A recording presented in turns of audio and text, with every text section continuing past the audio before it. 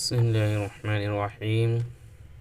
হযরত আয়েশা রাদিয়াল্লাহু তাআলা এর উপাধি ছিল সিদ্দিকা হুমায়রা।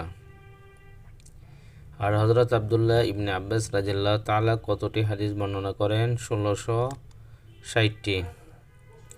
হযরত আব্দুল্লাহ ইবনে আব্বাস রাদিয়াল্লাহু তাআলা এর উপাধি ছিল রাইসুল মুফাসসিরিন।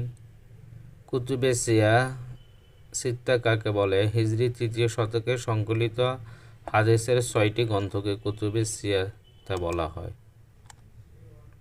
কুতুবে সিত্তা কয়টি ও কী কী? ৬টি। সহিহ আল বুখারী, সহিহ আল মুসলিম,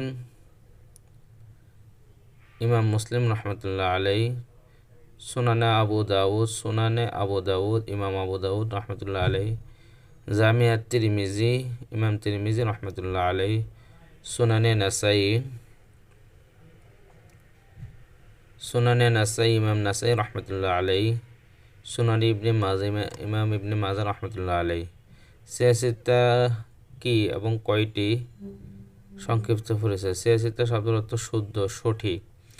আর সিত্তা শব্দের অর্থ ৬। বিশুদ্ধ ৬টি হাদিস একত্রে সিত্তা বলা হয়। প্রিয় নবী হযরত মুহাম্মদ সাল্লাল্লাহু আলাইহি ওয়াসাল্লাম এর সহিহ হাদিসসমূহ এই ৬টি গ্রন্থে একত্র করা হয়েছে। সহিহ বুখারীর পূর্ণ নাম আল জামিউ আল মুসনাদ আস সহিহ আল মুখতাসার মিন উমুরি রাসূলিল্লাহ সাল্লাল্লাহু আলাইহি ওয়াসাল্লাম ওয়া সুনানিহি ওয়া আইয়ামিহি। এই গ্রন্থ সংকলক হলেন আবু আবদুল্লাহ মুহাম্মদ ইবনে ইসমাঈল বুখারী রহমতুল্লাহ আলাইহি। তিনি ইমাম বুখারী নামে খ্যাত। তার নাম অনুসারে তার সংকলিত কিতাবকে সহিহ বুখারী বলা হয়। তিনি সর্বমোট ৬ লক্ষ হাদিস থেকে যাচাই বাছাই করে তার কিতাবে সংকলন করেন। এটি ৩০ পারা বিভক্ত। সহিহ বুখারীর সবচেয়ে প্রসিদ্ধ হাদিস গ্রন্থ। বলা হয় কোরআন মাজিদের পর সর্বাধিক বিশুদ্ধ গ্রন্থ সহিহ আল বুখারী। সহিহ আল মুসলিম সিত্তার দ্বিতীয় গ্রন্থ। বিশুদ্ধতার দিক থেকে সহিহ বুখারীর পরে স্থান। এই গ্রন্থের সংকলক হলেন আবুল হুসাইন মুসলিম ইবনে হাজ্জাজ আল কুশাইরি।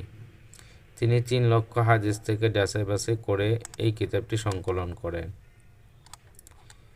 জামিউত তিরমিজি, এই কিতাবের সংকলক আবু ঈসা মুহাম্মদ ইবনে ঈসা তিরমিজি। এই কিতাব প্রায় সব বিষয়ের হাদিস সংকলন করা হয়েছে।